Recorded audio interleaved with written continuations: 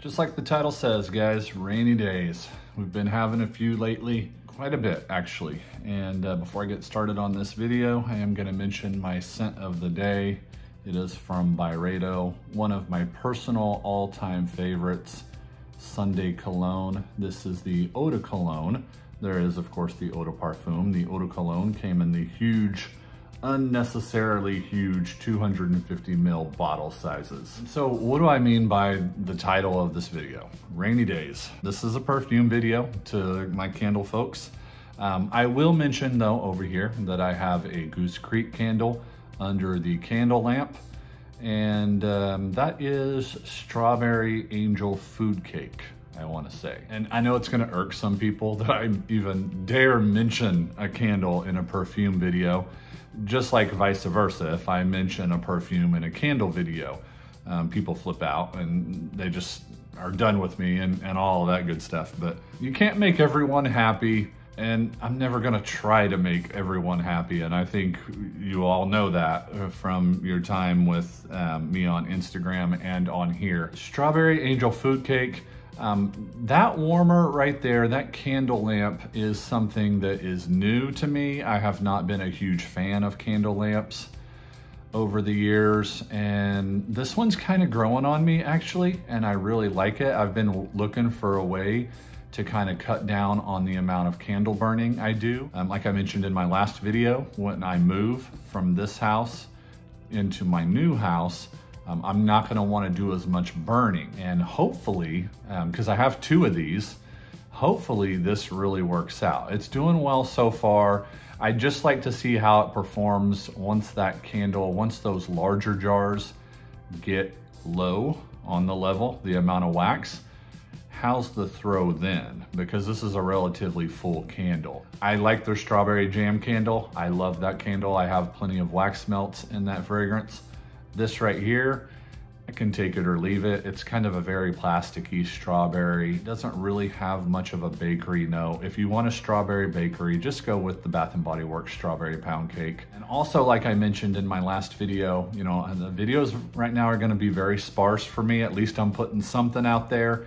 This is a very fun video for me because we have been having a lot of rainy days lately. And I like to associate rainy days with certain fragrances. But as of today, we're not having any rain, but we have had for the past week or so. We had a period where we went through back to back to back rainy days, and then a couple of dry ones, then back to back to back rainy days. So the weather actually inspired this video. And side note, if you hear someone whistling, that is gonna be my youngest daughter, who has really taken to whistling lately. If you hear that, I apologize for it, but I'm not gonna tell her to stop, and I have the door shut, so I just hope she doesn't whistle too loud. She loves to do it, and she's really just kind of learning how to whistle, I guess. But I'm gonna start off this video with a quintessential rainy day fragrance for me, and promise you, this is not gonna be for everyone. It is Tom Ford's Oud Mineral. And if you know anything about Tom Ford's oud fragrances, the oud doesn't play around. It's usually one of the more dominant notes, and it certainly is in this case. Oud Mineral is not, even though it is listed as a unisex fragrance, Tom Ford has a habit of doing that. I don't feel like, and I hate to be that guy, but I don't feel like this is. I think it leans decidedly masculine. I know there are women who love this fragrance and who swear by it and who wear it a lot. Might be one of their favorite fragrances, perfumes to wear on a regular basis. I would not categorize this as a fragrance I would recommend to a woman. Also, if you're not a huge fan of oud, or if you don't have a lot of experience with oud, if you're not someone that has delved into oud fully yet, you're probably not gonna really appreciate something like this. Last summer, this made my top aquatic fragrances. In that video, I made the mention that this is not your typical aquatic fragrance. It's not very mass appealing at all. As a matter of fact, the oud comes across as smelling like rotting, damp wood, but in a pleasant way, okay? Don't take that literally and run with it and think, I don't wanna smell like rotting wood. Don't recommend me something that smells like that, but it is very unique, almost depressing, overcast, gloomy, rainy aquatic type style. I would categorize this as more of a Northwest Pacific Coast type aquatic, rather than your beachy Florida, Texas, that kind of, you know, tropical Hawaii aquatic. This is more of a Northwest Pacific Coast. Wood Mineral from Tom Ford starts off this list. And the next one is gonna be a twofer. This is from Narciso Rodriguez for him. It is the Eau de Parfum right here and the Eau de Toilette. Of course, the Eau de Toilette is the one that gets the majority of the love in the community. I think both of these fragrances have just recently been discontinued within the past year or so. And Narciso Rodriguez for him is famous for that wet pavement, that rainy pavement type fragrance note. It has a good bit of violet in it though, and it kind of makes it smell a little more fruity. Violet can do that. I feel like violet is a very chameleon-like type fragrance note. It can go in a lot of different ways and take a fragrance in a lot of different ways. It can make them more fruity, more watery, aquatic, sometimes even more floral, and sometimes it can give a greenness to a fragrance too. I feel like it almost does all of those in this fragrance at once. And of course, this is a Francis Kurkdjian creation, so the use of musk is not just a day player, it is a starring role. Francis Kurkdjian loves the use of musk in his fragrances, and he doesn't use them as just a standby note or a supporting note. They're always gonna be one of the major players. So that is the Eau de Toilette for him, and then Narciso Rodriguez for him, Eau de Parfum. I actually prefer this one. It has a little bit more of a uniqueness to it. The florals in this come across as very damp and wet, and maybe even slightly tropical, but this is not a tropical fragrance. I mean, there's a heavy amount of musk in this too. It is one of my all-time favorite floral fragrances, and probably one of my all-time favorite or all-time underrated floral fragrances. That is Narciso Rodriguez for him, the Eau de Parfum. And then you can't mention a video like this without talking about this one. Probably one of the best bang for your bucks in this video. I haven't really taken that into account with these, just kind of threw the list together. And this is L'Odyssée Intense from Issey Miyake. Now this is a 125 ml bottle. You can still get these for around 30 or 35 US dollars right now on the black market. But this definitely harkens back to the original. It just has those citrus notes from the original that really brighten that fragrance up. It takes those way down, but it does have that lotus flower in it still, so it is very reminiscent of the OG. And then it also darkens the fragrance up with incense, notes of incense and patchouli, while still maintaining that watery floral. I love this one. I reach for it probably the most out of everything on this list on a rainy day. The juice color is very fitting. It has like a very almost dark gray look to it. And I love that it still kind of keeps that original DNA around, but does tweak it quite a bit to make it more of a darker style fragrance. Something that I would wear from the beginning of spring all the way to the end of fall. And that is L'Odyssée Pour Homme Intense. Okay, while we're on the subject of bang for bucks, this one is discontinued, I'm pretty sure, and it used to be one of the absolute best bang for your bucks, and this is Calvin Klein CK2.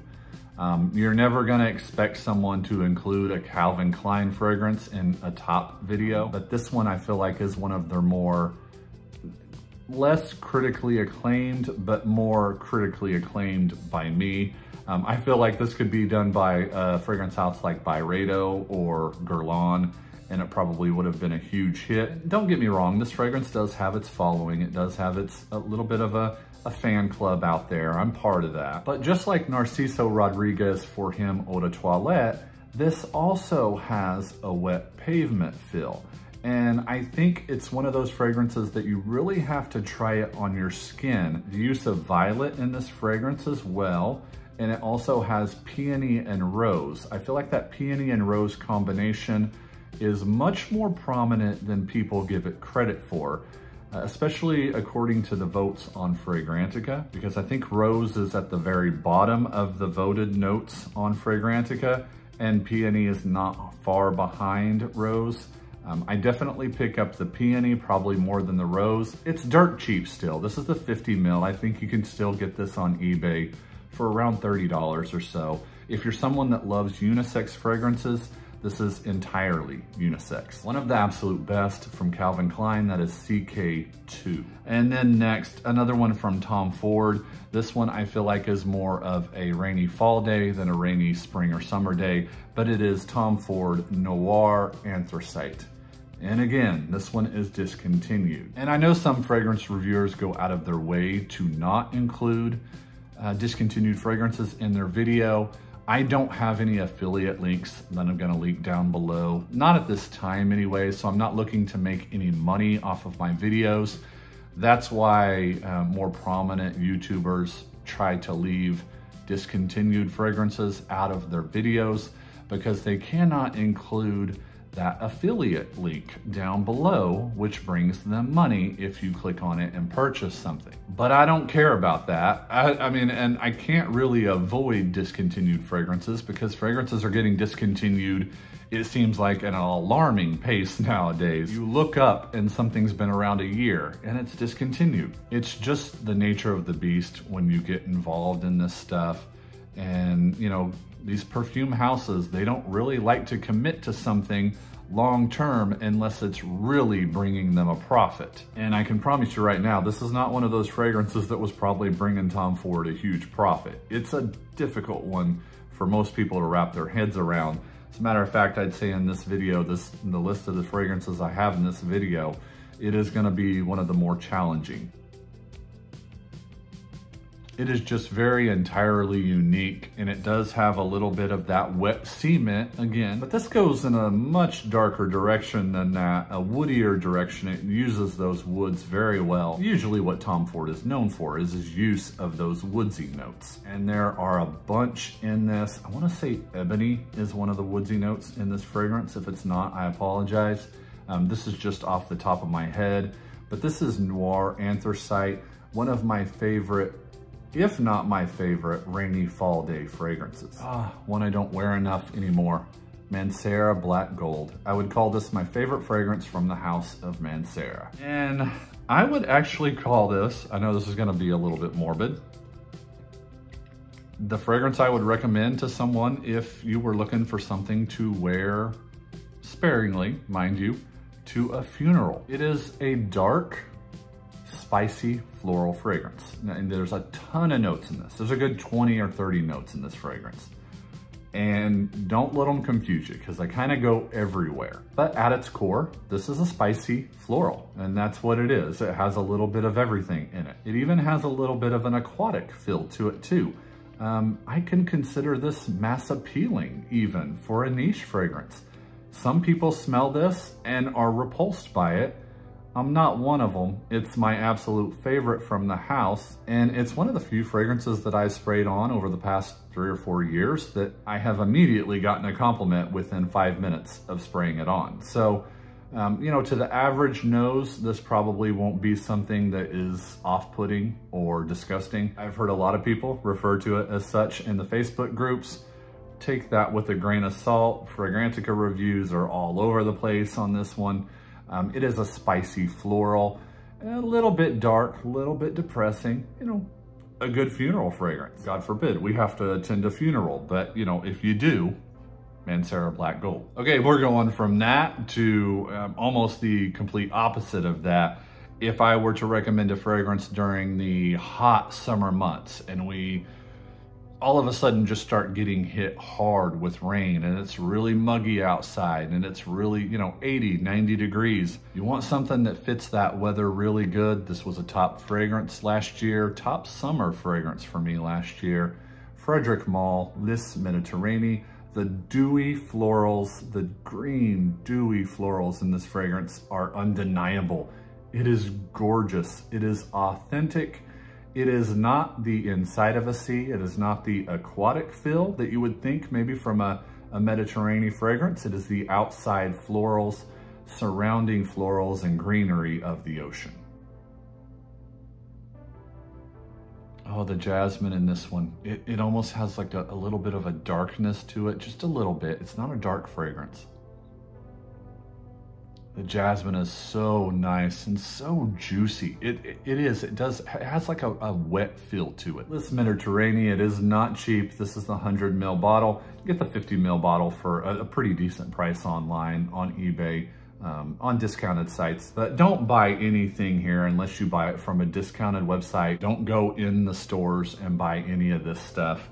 I don't think any of this stuff you're gonna be able to find in, say, like a Macy's or a Sephora. So Lys Mediterranee, Frederic Malle. I'm putting my money where my mouth is on that one. I included that in my top summer fragrances last summer. Oh, this one is so fitting from everything, from the name of the fragrance to the color of the juice to the smell. It is the one from Dolce & Gabbana, Grey. So underrated, never really talked about. I think a lot of people were let down by this one based on the original, based on what they expected because of the original and the original Eau de Parfum. Okay, I know people do that all the time when there is an original fragrance and then it has a flanker and they're expecting something based off of what the original was. Don't go into it looking at it like that.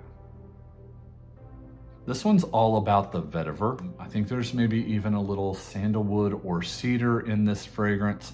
Those to me are the most dominant notes. The original, the one, and the Eau de Parfum are centered around more of an ambery tobacco, very mass appealing.